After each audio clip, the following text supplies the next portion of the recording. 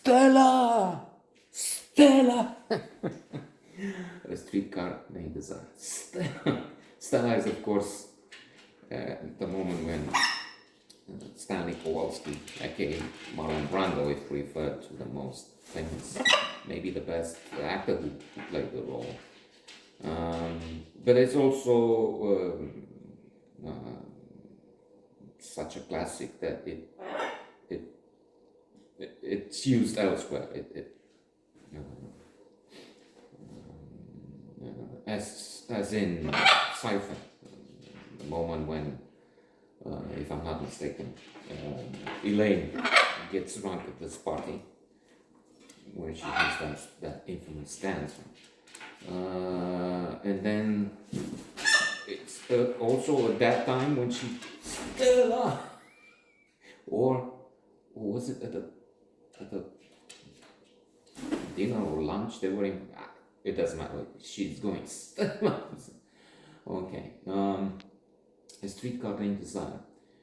I have a note too, and then another one in writing to be published soon and read by two people, but and not all the way through. Wouldn't make sense.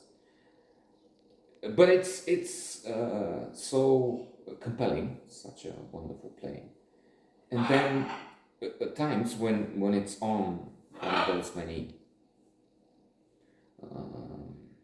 movie channels we have available, not just the famous ones, Netflix, HBO, but then TV 1000, it would used to be TSM, TCM, now I think it's Warner, Film Cafe.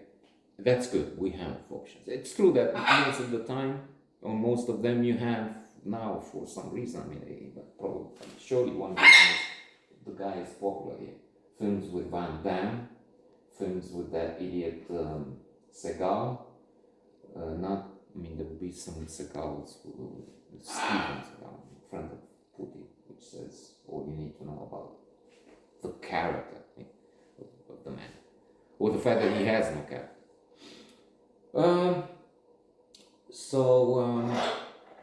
When you see again the whole thing or parts of it, you make a different connection. So that's mainly, or probably the main reason why I thought of this and doing, let's do another take on Streetcar named Desire, because our large audience wants us to do a little show. No, I'm joking. I'm a river to my people. Anthony Quinn. As that shaking blows my brains out when he does that, and he does it again and again and again. When they're planning Aqaba, so a river to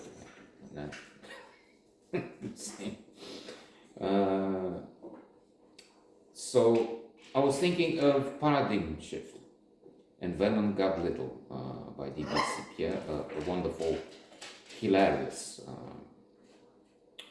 Booker Prize winner, where there is this thing, and let me say it refers somehow to the fact that Blanche comes to her sister, and then she clashes with Stanley, and then Stanley said, "Well, what happened to us? We were so fine until Blanche came in." Well, that's a paradigm shift for you. I was thinking, but not good. Some character explains to him, "Look, mention paradigm shift. What is it? Well, imagine this: you enter the house or room, and you find this fellow with a finger up your granny's ass. What do you think? Oh my God, bastard, I'll kill him," or something like that. What's that effect you see? Very negative reaction. Now, you find, after a few moments, that in fact, the fellow had known about some danger your granny was in, and even if he was disgusted to do this, he, well, did all he could to try and save her. Now, what do you think? Oh, well, very nice guy. Very something to this. Well, this is a paradigm shift for you.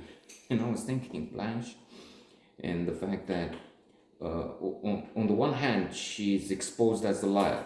Okay, about the past. She pretends to be this refined lady. She's so erudite, so above, so superior. When in fact, she has a lot of baggage in the past. But then, it has so many levels. She's also to be admired. What could she do? She lives in a world dominated by men who pushed her into seeing a few of them, and then also men, the same men, stigmatize her, accuse her. You're some would say harlot, and others anyway, you're an immoral woman. So she's both vulnerable and pushed away. Stanley, spoiler alert, eventually buys her a bus ticket, so, I have a gift for you. Get out, in other words. But also so strong in a way. I mean, she found this power to convince also Mitch. Mitch was going to marry her. Now, being a male, he is pushing back. No, I wouldn't take you home with my mother. You're not honorable enough.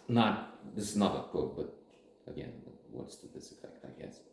So there's so much and so many perspectives, ways to look at this. It's an outstanding play. Changing, I mean, with your mood, with your way of thinking, with the connections you make. Changing the outlook.